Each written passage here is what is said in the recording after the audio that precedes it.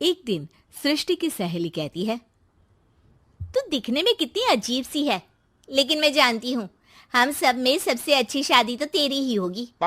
तेरे पापा अमीर जो है। और बता नहीं सकते यार, दहेज तो हर कोई देता है, ये क्या ज्यादा ले जाएगी अपने पति के लिए?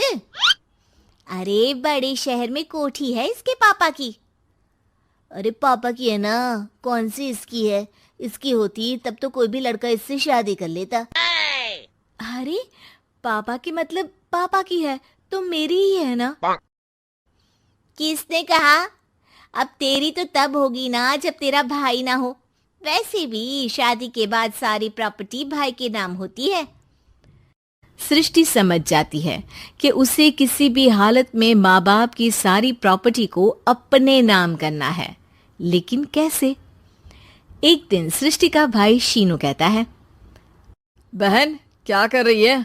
तुझसे एक बात करनी है। अरे हाँ हाँ करना, मैं तो तेरी बहन हूँ। बहन मेरी लाइफ में ना एक लड़की है, बहुत अच्छी है। मैं सोच रहा हूँ माँ और पापा से बात करूँ शादी के लिए। सृष्टि को समझ में आ जाता है कि भाई की शादी होते ही भाभी उसे एक दिन भी घर में बर्दाश्त नहीं करेगी। क्या बात है भाई, बताना कौन है वो? यार वो बहुत अच्छी लड़की है, पढ़ी लिखी है, मेरे साथ जॉब भी करती है। बस एक प्रॉब्लम है। हाँ प्रॉब्लम? क्या प्रॉब्लम है भाई? यार वो शादीशुदा है, लेकिन उसके पति ने उसे सिर्फ इसलिए छोड़ दिया क्योंकि उसके माँ बाप दहेज नहीं दे पाए। सृष्टि ये सुनकर न जाने क्यों खुश हो जाती है। अरे भाई तो क्या हुआ, लड़की तुझे तो पसंद है ना?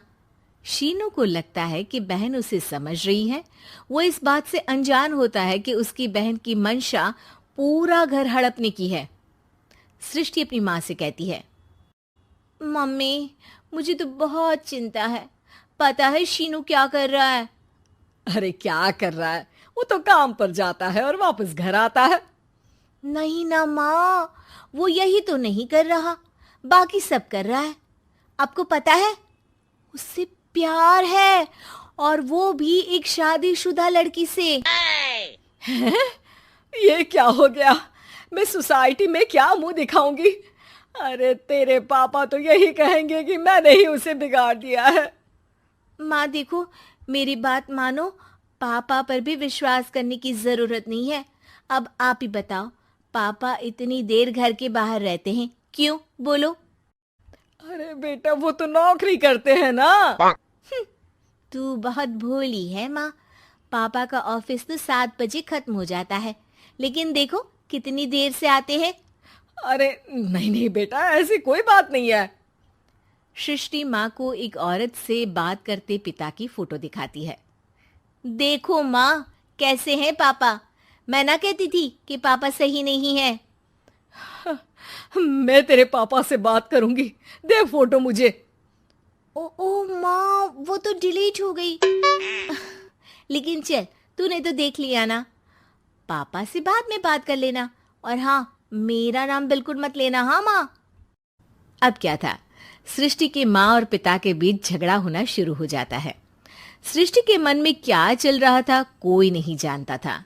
एक दिन, माँ सृष्टि के लिए एक लड़का देखा है, वो लोग शाम को उसे देखने आने वाले हैं। और हाँ माँ, एक खुशखबरी, मैं और पापा मिलकर एक नया बिजनेस ट्राई कर रहे हैं। शाम को लड़का आता है, सांवले रंग का। सृष्टि को तो बिल्कुल भी पसंद नहीं आता।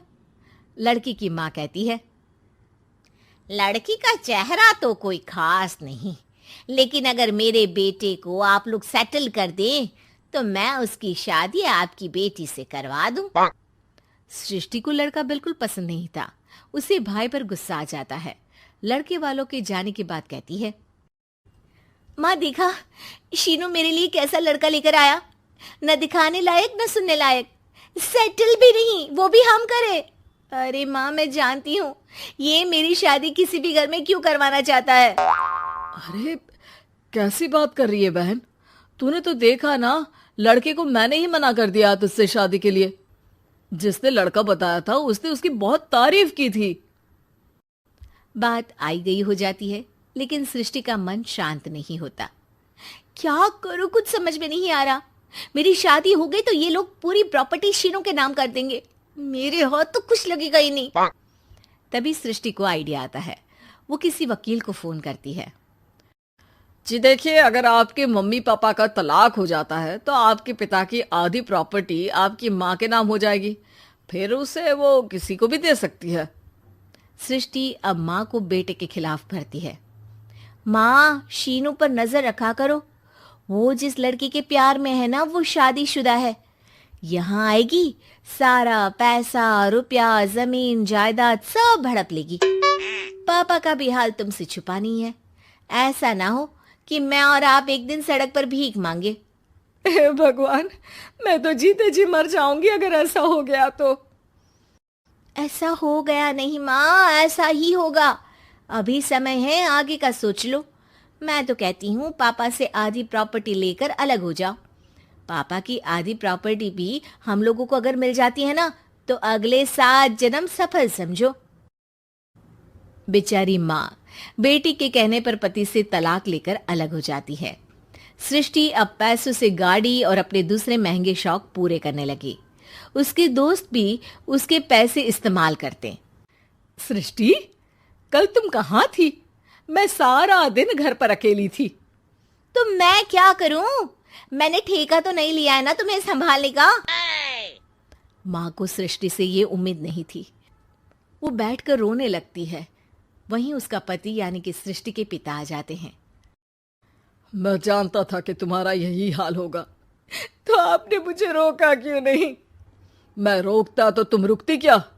सृष्टि के कहने पर तुमने मुझ पर अपने बेटे पर शक किया, लेकिन तुम ये भूल गई कि कैसे हम दोनों ने मिलकर जीवन में इतना सब खड़ा किया।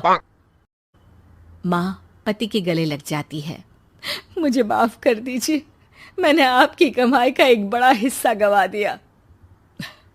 कोई बात नहीं, तुम साथ हो तो मैं ऐसी 7 प्रॉपर्टी खड़ी कर दूंगा।